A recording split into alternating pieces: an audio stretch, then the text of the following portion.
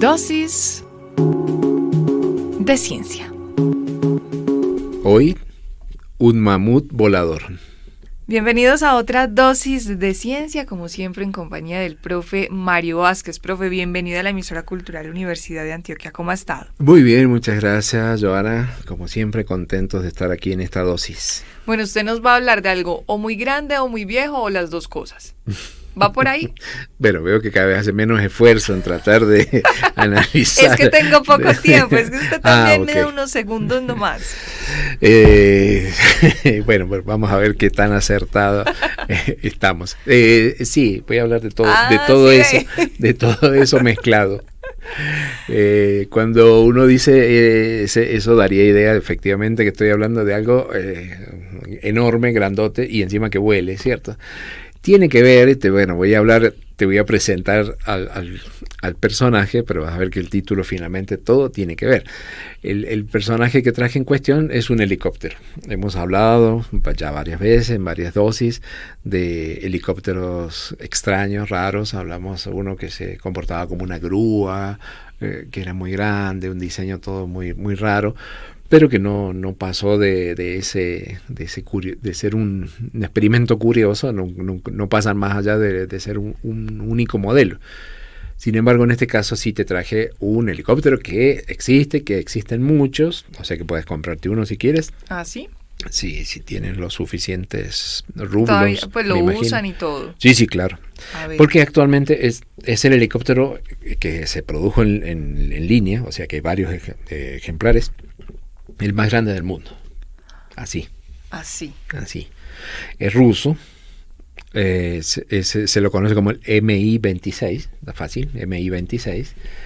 Que ya seguramente por tu curiosidad vas a empezar a mirar qué forma tiene, pero bueno, es una forma de helicóptero. No tiene un rotor encima. Sí. O sea, no llama la atención. No. Pero lo que es extraño no le veo ningún mamut por ningún lado. Pero lo que pasa es que es muy grande, es muy grande. Por lo pronto creo que tiene como 8 palas, el rotor es muy grande. El rotor tiene 32 metros de diámetro, la longitud, o sea, desde la punta del helicóptero hacia la cola son 40 metros. Uno, dicho así, a lo mejor no nos dice nada. Pero si te digo de que este helicóptero es medio metro más largo que un Boeing 737-800. O sea, que un avión de estos comerciales, ahí ya uno empieza a respetarlo, claro. Es medio metro más largo, es muy grande. Y a su vez, por el diseño que tiene, cuando uno imagina, bueno, hay los helicópteros cuando son muy grandes, van a ser muy pesados, necesitan más de un motor, o más de un rotor. En cambio, este es el más grande con un solo motor. Entonces, por eso no es gordo, es delgadito, pero es muy largo. De alto tiene 8 metros y un poco más. O sea que es muy, muy grande. Tal vez ahí la clave sea verlo en su dimensión comparado con un helicóptero normal de los otros, y ahí se nota que realmente es el helicóptero. Tiene la capacidad de levantar más de 20 toneladas, que es mucho peso, y llevarlo durante muchos kilómetros, 800 kilómetros. Se puede cargar mucho peso durante mucha distancia, una gran distancia.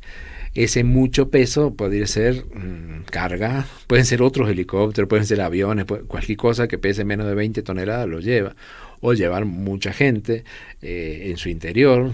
Entonces, bueno, fue pensado y hay distintas variantes de este helicóptero. Normalmente ha sido de uso militar, pero también pueden tener uso civil. No tanto como transporte, que sí es importante, sino también, como digo, para transportar cargas pesadas. También tenemos que ponernos en contexto de que hay muchos de estos helicópteros, y siempre escuchamos hablar mucho de los helicópteros rusos, porque en Rusia hay ciertas zonas que solamente se accede por helicóptero. Son zonas que por la geografía o sea, permanecen casi siempre bajo hielo, no hay caminos, entonces todo el transporte de carga y de personas se hace necesariamente a través de helicópteros. Para nosotros no es tan común eso, ¿no? De que haya un helicóptero como un transporte público, diría. O sea, siempre tomamos aviones pequeños, aviones grandes. Pero en esos países el helicóptero cumple ese rol, entonces es muy común. Carga. Y aquí también tiene posibilidades por los terrenos que tenemos también de claro, difícil acceso. pero digamos no hay como una línea comercial que tú digas me compro, tengo que ir a tal pueblo, siempre que viajo voy en helicóptero, se viaja en helicóptero por la geografía, pero no llega a ser una cosa tan común como en estas zonas de Rusia, que a su vez pueden viajar en helicóptero probablemente en verano, porque en invierno ni siquiera podrían. O sea, son zonas que están muy cercanas al polo norte, en la zona ártica.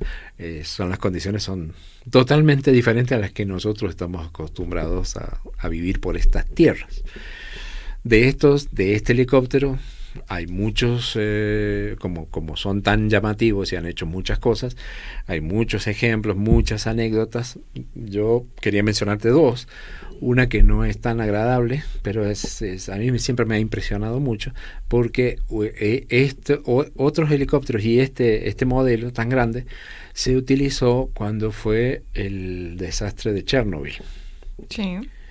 Entonces, si te recuerdas aquella situación, ahí ocurre la explosión en el reactor, en uno de los reactores de la planta atómica. ¿Qué se hace cuando tienes una planta atómica y ha explotado el reactor y está liberando radiación todo el tiempo? Hay que ir a correr. Ahí no puedes apagarlo, digamos, no tienes cómo apagarlo, o sea, no puedes desconectarlo. El botón no. No hay que sacas lo desenchufas. Hay que ir a taparlo con algo. Normalmente, finalmente lo que se hace se cubre todo eso con hormigón, con cemento. Pero estás hablando de una zona que está liberando radiación, que es muy grande. Entonces, eso ocurrió, por ejemplo, en el año 1986. Durante 4 días, unos helicópteros estuvieron llevando con una carga, como un cable de 200 metros de largo, llevando una carga de 15 toneladas de arena, cemento húmedo, arcillas, en un recipiente, un cable de 200 metros, lo llevaban y lo tiraban arriba de eso, y iban durante 4 días todos los helicópteros haciendo eso. Lo que siempre me ha impresionado cuando he visto algún documental sobre esto es que eso, obviamente los pilotos sabían a lo que se estaban exponiendo. Porque tú, si vas a apagar un incendio, por ejemplo, que también se utilizan, por ejemplo, helicópteros, aviones, sabes que tienes que evitar que te alcancen las llamas. Si evitas las llamas, no te pasa nada. Te calientas un poquito, pero no te pasa nada. Y si te alcanzan las llamas, estás perdido. Pero cuando estás haciendo eso en un reactor que está roto y liberando radiación, no ves nada, pero son conscientes de que se están irradiando. Ese fue el caso, por ejemplo, de Anatoly Grishchenko, que fue piloto de uno de estos aviones gigantes, y durante 4 días, o sea, uno es ser consciente de lo que te va a pasar, y durante 4 días estar echando... Asumir ese riesgo y la responsabilidad. Que no es un riesgo, es una certeza, ¿no? Exacto. Pero alguien tenía que hacer eso, y durante 4 días se la pasa volando todo el tiempo. Obviamente que posterior a esto no le sucede nada en el momento, hacen ese trabajo, pero al tiempo se le declara leucemia y termina en Estados Unidos con tratamientos y todo, pero la situación era ya irreversible. Y fallece en el año 1990, o sea, 4 años después. Pero entonces es como, siempre me imaginé eso, me pareció muy, muy impactante esa situación de decir, bueno, yo voy a hacer eso y sé que por eso dentro de 4 años eso me va a llevar a la muerte, pero lo tengo que hacer. Y usaron uno de estos helicópteros que hoy mencionas. Varios de estos helicópteros. Así que ese es, un caso. Y un caso, un poco más alegre del uso de este enorme helicóptero. ¿Dónde está lo del mamut? ¿Por qué lo del mamut? Porque efectivamente hay restos de mamut en ciertas zonas. Parece que los mamuts andaban mucho allá por Siberia, por el norte de Siberia, y tú sabes que cuando hay, así sean animales o restos humanos que quedan enterrados en zonas donde hay hace mucho frío, quedan conservados. Entonces por eso se han encontrado muchos restos, y de hecho que un día alguien iba, imagínate, caminando, se encuentra con algo que parece, esto parece un colmillo de mamut, y efectivamente estaba enterrado alguien que había muerto 20.300 años atrás. Y dice, bueno, pero será el colmillo. Solo el colmillo. Traen unos radar de profundidad y ven, no, ahí está todo el mamut. Está todo el mamut y sobresalían los colmillos. Entonces hacen todo un proceso de decir, bueno, ¿cómo lo sacamos de acá? Finalmente lo hacen, se saca todo el bloque, eso estaba bajo como 4 de hielo, ¿qué? Claro, como 4 metros, era tierra congelada, estaba bajo 4,5 metros de enterrado, y lo sacan, cavan todo ese pedazo y tienen que sacar el mamut con su pegadito con su entorno, y lo tienen que llevar para poder estudiarlo a una distancia que está a 322 kilómetros. Entonces, que mueva ese mamut 322 kilómetros. ¿Quién lo movió? El Mi-26. Cargó con el mamut y efectivamente, dentro de las cosas curiosas, llevó el mamut a una cueva donde estaba para que permaneciera helado, pero tampoco lo puedes llevar, no quieres que se te derrita el mamut, lo tienes que mantener en un lugar fresco. Sí. Todo eso, bueno, se hizo a través de también el apoyo de Discovery, hay todo un documental. El mamut se descubrió en 1997 y en el año 1999 se traslada con el único que podía mover un mamut era otro mamut volador, como es el Mi-26. No me preguntes qué pasó con el mamut, porque hay que leerlo, es otra cosa, tenemos que leerlo, pero que se lo levantó. Y bueno, por acá yo estaba mirando porque usted me dijo que si quería me podía comprar un mamut de estos voladores, y dice que vale más o menos $25 millones. La cifra en pesos colombianos no sé ni qué significa. No sé cuánto está hoy de el pronto dólar. Luis Carlos Sarmiento nos podría ayudar para saber qué significa todo esto que nos hace los sitios web, que nos permite pasar dólares a pesos, pero es una cifra gigante. Pero ya sabemos Gustos son gustos. Gustos son gustos, pero en este caso conocemos entonces la historia de este mamut, que como siempre usted encuentra al final la manera de relacionar ese título que al principio nos genera un poquito de dudas en este espacio de dosis de ciencia. Vamos por el dato curioso. Psst, psst, atiende, aprende y sorprende. Aquí va el dato curioso. Bueno, como dato curioso, podríamos tomar muchos ejemplos, empezando por el mamut y todas esas cosas, pero no, voy a elegir una de las palabras que se dijo recién y que tiene mucho que ver con la química, y entonces podemos hablar algo, pero quería mencionar una cosa en particular. Yo te dije que cuando fue lo del el terrible accidente de Chernóbil, se arrojaba cemento, sí. Y eso siempre se ha hecho así. Entonces, para los químicos, el tema del cemento en sí es un sistema interesante. La producción del cemento es algo muy importante en todas las sociedades de todo el mundo. En algunos sitios, no sé acá, pero en algunos sitios, por ejemplo, se habla se le asocia al nombre cemento Portland. En Argentina, por ejemplo, uno dice voy a comprar, directamente no se dice ni siquiera cemento, se dice Portland. Pero Portland es una marca y tiene que ver con el origen de quién se le ocurrió hacer esto. ¿El apellido o el nombre o algo así o no? No, es una isla en Inglaterra, la isla de Portland, que alguien que se puso a trabajar con esto en el año 1824. Bueno, en algunos casos eso quedó como una marca, pero en todo caso la producción del cemento, que es importante, pues todo lo que nos rodea, que está hecho de hormigón, simplemente es la combinación del cemento. Y todos conocemos las características, ¿cierto? Cuando se va a construir algo, sabemos que es algo que se mezcla con arena y con agua, como si fuera una torta, que ya se saben las proporciones. Los quienes lo hacen no miden nada, lo saben con cuánto lo hacen. Así como las mamás que no saben cuánto decirle a uno de cuánto. Y que le sale bien. Le sale bien. Y hacen esa mezcla, y lo que nosotros estamos acostumbrados es que eso pega. Adobes, ladrillos, pisos, lo que sea. Si va a ser algo que va a ser sometido a alguna presión, se le coloca hierro. Entonces ahí viene lo del hormigón armado, que otro día hablaremos alguna otra curiosidad sobre eso. La mezcla de hierro con eso, y sabemos que hay que esperar, que eso está fresco, no lo vaya a pisar, no lo toque, hay que esperar un tiempo, y esa espera es a que fragüe. Ocurren distintos procesos en el interior de esa mezcla que van haciendo que adquiera esa dureza, esa consistencia final que hoy tenemos en cualquier muro que nos rodea. A su vez, que no le afecte el agua, o sea, puede fraguar en presencia de agua. Y claro, ese es el material utilizado por excelencia en la construcción. Ahora, la producción del cemento es algo complicado, y complicado ambientalmente, y más en estos tiempos que corren.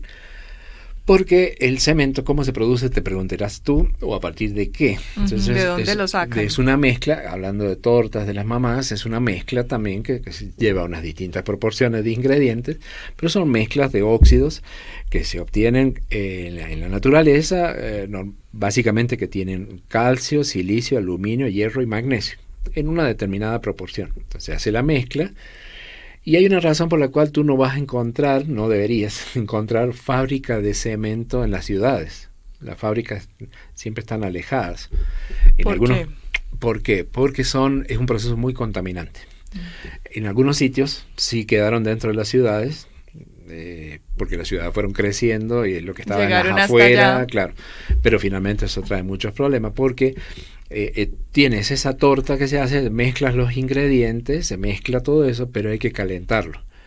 Hay que calentarlo a altas temperaturas. ¿Qué tan altas? 1400 grados. Cuando se quema todo eso, se produce mucho dióxido de carbono, el principal gas que genera el efecto invernadero, con lo cual ya es un problema, y también mucha partícula, mucho polvo. Entonces, estamos hablando son cosas muy grandes, y eso afecta la respiración de las personas, obviamente. Es todo un problema de contaminación, y el tema es que no es fácil reemplazar algo. Imagínate, eso está en todo el mundo. Si no es cemento, ¿qué? Y entonces se tiene que mejorar los procesos, tratan de que no haya, o de captar con filtros el CO2, que no se vaya, las partículas que no salgan al ambiente. Es muy complicado. Una cosa curiosa, si te toca pasar por ahí en alguna planta de estas de cemento, es que ese calentamiento se hace en un horno a esa temperatura. Pero el horno, ¿cómo te imaginas el horno? No es como el horno de la cocina, sino que... Me lo imagino así, pero gigante. Un horno de cocina gigante. Sí. No, es más bien, es gigante, pero es como un cilindro. Es un cilindro, entonces tú lo vas a ver de lejos, y es un horno rotatorio, es un enorme cilindro que está girando todo el tiempo. El combustible entra por la parte inferior y la materia prima entra por la parte superior, y todo eso gira, porque no se puede, hay que evitar que se funda el material. Entonces es un calentamiento, y este horno rotatorio es muy largo, muy grande. Eso genera mucha temperatura. Entonces, bueno, esto desde hace años que se hace. Entonces, según si es homogéneo el calentamiento o no, vas a generar subproductos, o la calidad del producto va a ser diferente. Es todo un cuento ya estudiado, pero como digo, muy contaminante, muy complicado a nivel ambiental, aunque por ahí tiene también una vuelta favorable desde el punto de vista ambiental, y es que esto gasta mucha energía. Que calentar un horno entonces tienes que estar alimentándolo con combustible todo el tiempo. Una alternativa que puede aprovechar esto es utilizar el horno como para incinerar residuos peligrosos. lo cual también es un problema. O sea, en vez de construir un horno para quemar residuos, por ejemplo, el caso, alguna vez lo pude ver o recibí la información de las llantas de vehículos que son utilizadas. Entonces, cuando tenés tantas llantas, y tú has visto cuando alguien quema la llanta, es un humo negro, sí, huele además muy contaminante. Pero si lo colocas dentro de este horno, las temperaturas son tan altas que sirve de combustible y no se va eso a la atmósfera. Siempre que sea un calentamiento, una incineración eficiente, que no quede nada y controlada. Porque el problema de esto es bonito tener un horno para quemar los residuos, siempre que estés seguro de que los productos que vas a liberar al ambiente no terminen siendo más contaminantes que lo que estabas queriendo quemar. Pero bueno, una alternativa, como decir, bueno, ya que está el horno y que los hay que usar, ¿por qué no lo usamos para quemar algún tipo de residuos que generan problemas ambientales? Ese sería a favor del proceso. Pero bueno, es una cosa interesante porque no lo vemos, pero dependemos todo el tiempo de él. Y lo disfrutamos en cierta medida todos los días en diferentes escenarios. Profe Mario Vázquez, como siempre, muchísimas gracias por compartir con nosotros estas dosis de ciencia. Gracias a ti.